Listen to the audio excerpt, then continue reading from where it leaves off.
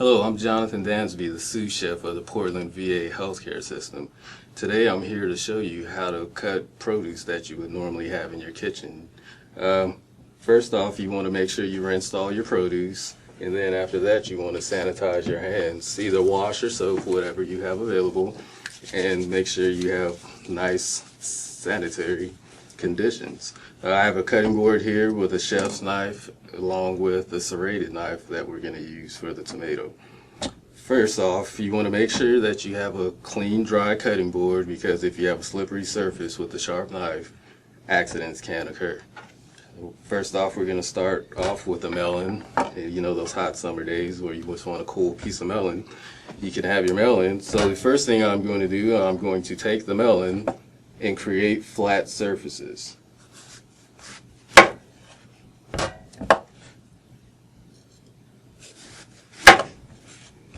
Alright, from here you can shave off the rinds from around the sides, and you're always on the flat surface without worrying about the melon slipping out of your hands. So we're going to go around. I have a claw on my fingers to show that you're not having to worry about cutting your fingers, and you can make smooth cuts around your melon all the way around. Nice flat surface, not worrying about cutting my fingers at all.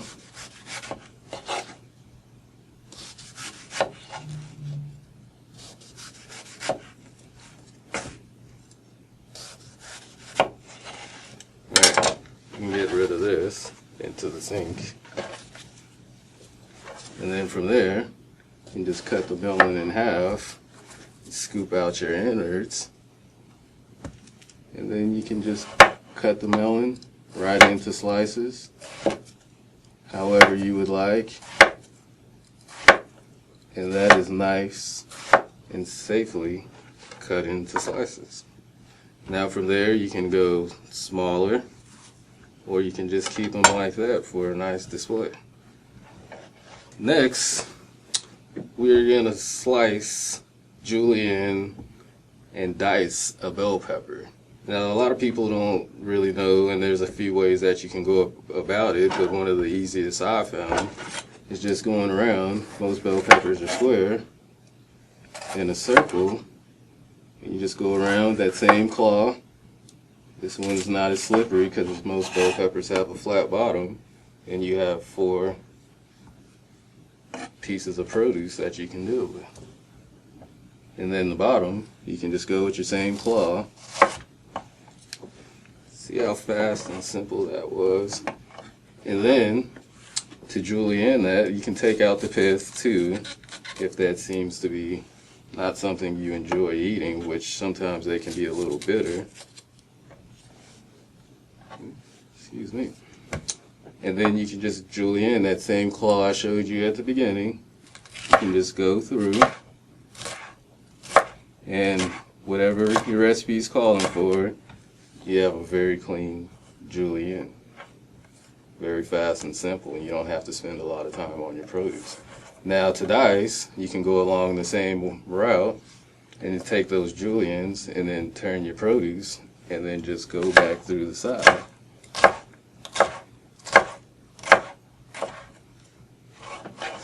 Diced bell peppers. Next, we will take an onion. I will show you how to slice, and then dice an onion. So here's a whole onion for you. I'm sure most people are familiar with it. So when dealing with an onion, there's a few ways you can go about it. One of the cleanest ways, so you don't have all the ends in your dicing or slicing, is just to cut really closely to the end of an onion. There. Instead of cutting it in half, you don't have a lot of the root system in your onions or in your dice or your slice, and you don't have to worry about getting it all mixed into your cuts. You can also cut off the other end. Some people prefer to clean the onion and then cut it. It's all about your preference. Then you would cut it in half vertically so that your end root stays into place. Then you would go about peeling your onion, taking off the first few layers that are pretty inedible, and you could try to cook it down, but in my experiences, I have not seen the time when you can cook down the outer leaves. Some people enjoy using it in stock. I'm not one of those people. Alright, now that that is all clean, you are ready to go. So this end root will hold your onion in place while you are slicing and dicing. I'm going to show you a dice first. So first thing you would do is on the top part of your onion, you would just make a end cut on your dice, and then turn the onion, and then with that same claw I showed you at the beginning, just each step, nice and slowly, using your fingers as a guide, just come down, and that same root piece of the onion that I showed you is holding everything in place. So you'll have a few pieces, but you can move this thing around and it's not going anywhere. Then you would turn your onion 90 degrees, and then just come back with that same claw, and you just get a clean dice.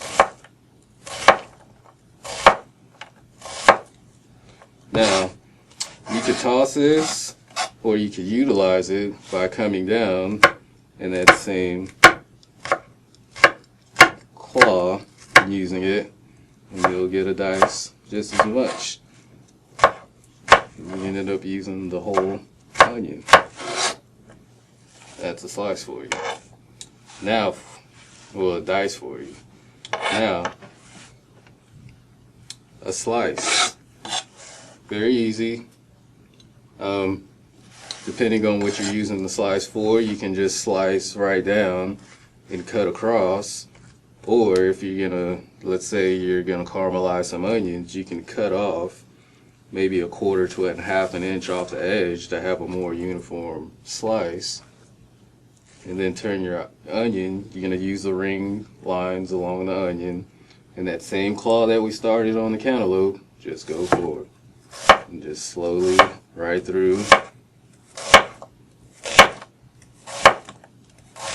And when you get to this part, you can turn the onion and just keep going. And you have the whole onion nice and sliced. For your burgers, caramelized onions, what have you. There. Alrighty, next we're going to do garlic. I have two cloves of peeled garlic right here, ends intact. I'm going to show you a couple ways to mince it, a really fast way. Here's a whole unpeeled piece of garlic right here. And a fast way to get the skins off is just to cut a little bit off the tip, not all the way through, and just pull the skin off away from the garlic. Nice and peeled. Alright, the way I like to mince garlic at home, it's not the way I was taught, but it's just convenient for me, is to lightly smash the garlic a little bit more, and then just run that same claw I've been showing you. A little practice makes perfect, so you'll definitely get it. And just slowly just go right through your garlic, and you'll get little sliced edge pieces of garlic, and then you can just run your knife through real fast in a couple different directions. And that's a really fast way of mincing your garlic. You can throw that right into the sauteing pan, and there you go. Another way, and probably the way to get a more uniform cut, is to take the whole clove of garlic. Clean hands is definitely a must. Another way of going about that is you have your claw and just go through and just slowly go through your garlic. Now, you're going to have a stub left over just because you don't want to cut your fingers off. Safety first. And you have these slices of garlic. You can go through with your knife and just, you'll have little thin shreds of garlic. More time consuming, but you get a more uniform cut. And depending on what you're cooking, sometimes a uniform cut is the more desired cut. Then you would turn your garlic sideways and then just run your knife right back through.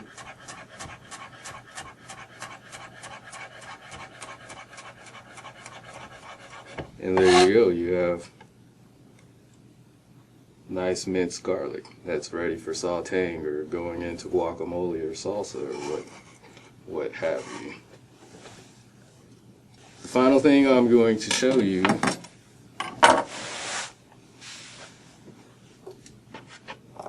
is a tomato. Now, you can take the paring knife that Jesse showed you in the little earlier and cut out this little core that's not a very edible piece. Or you can take your serrated knife, little circle, nice and easy, pop that out.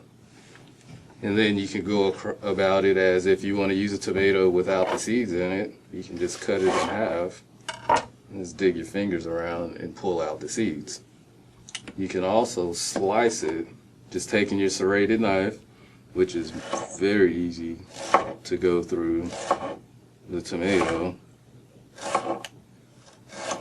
That same claw, be careful, definitely a flat surface. And then just turn sideways.